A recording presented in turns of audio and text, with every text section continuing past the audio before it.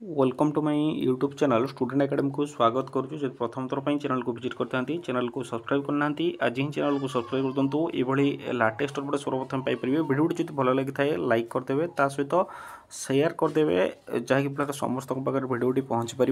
पाखे bell icon को दबाई ऑल नोटिफिकेशन ऑन करदे समस्त अपडेट सर्वप्रथम पाइपर। जो टेलीग्राम ग्रुप में जॉइन होना डिस्क्रिप्शन बॉक्स जो टेलीग्राम लिंक दिखाई लिंक को क्लिक करके आप टेलीग्राम ग्रुप में जॉइन हो पारे समस्त पीडीएफ पाइपर। देखो कनिष्ठ शिक्षक नियुक्ति मामला जो जानते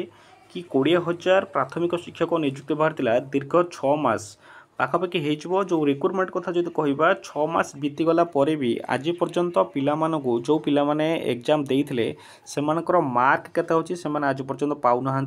जहाँकि फल से ओसेपा ऑफिस को जाइए ओसेपा ऑफिस रु आरटीआई तथ्य मागिले आरटीआई तथ्य जहाँकि पूरा आसीला डिटेल्स कि आम पाखे कौन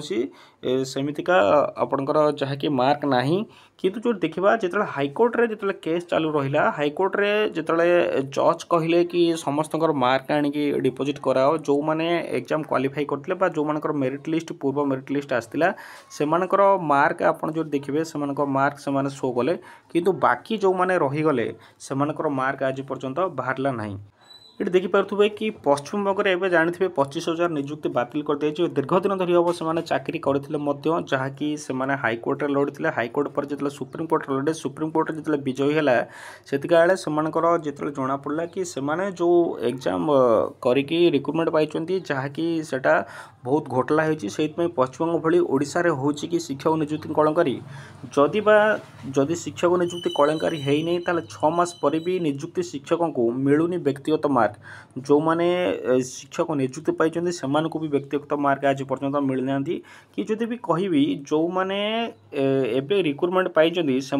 पचारे र स्कोर से कहींपर आपंकर जो पचरा कि केते मार्क आपंकर फुल थिला से भी कहींपर नहीं केते मार्क थिला आ कट अफ केते गला आउ केते से सिलेक्शन पाइले सेटा से कहींपर नहीं किंतु रिक्रुटमेंट से पाई जो देखा ये पश्चिमबंग शिक्षक नियुक्ति कलंकारी देशव्यापी चहल सृष्टि करिछि। जो देखिए सारा ऑल इंडिया सारा चहल सृष्टि करिछि पश्चिमबंग जो शिक्षक टीचर रिक्रुटमेंट पाखापाखि 20,000 शिक्षक नियुक्ति को रद्द कर सुप्रीमकोर्ट यह राजनीति जोर धरी तेबे एभली कलंकारी कौन ओडिशा रे होइछि एभली प्रश्न मुंड टेकिबार बड़ कारण होउछि ओसेपा पक्षरु होइतिबा परीक्षार जो कनिष्ठ शिक्षक नियुक्ति पाइथिले मध्य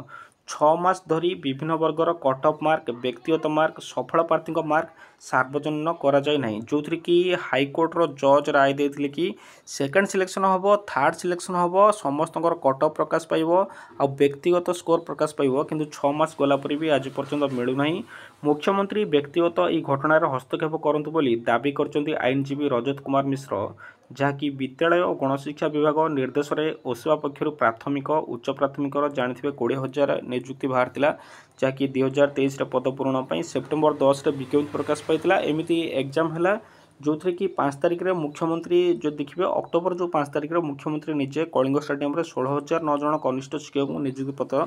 प्रदान करते इतिमध्य कनिष्ठ शिक्षक मैंने नियुक्ति पाइबार दीर्घ 6 मास बीती जाते एपर्यंत विभिन्न प्रकार कट अफ मार्क बाहरला नहीं ता सहित व्यक्तिगत मार्क बा सफल प्रार्थी मार्क सार्वजनीन हो पारला नहीं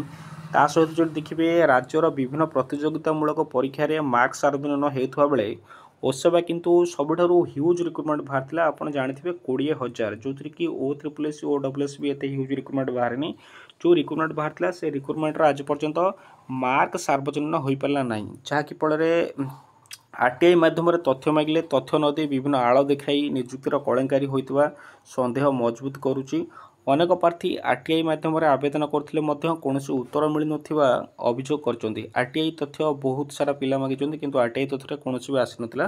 तेज किसी आरटीआई आवेदन उत्तर ओसेवा देता बेले यह चकित कला बेली ओसेवा देता उत्तर अनुसार आवश्यक तथ्य दफ्तर ना जहाँकि जो तथ्य से मागिले एग्जाम जो मैंने देते जो तथ्य मागिले जो डाटा मागिले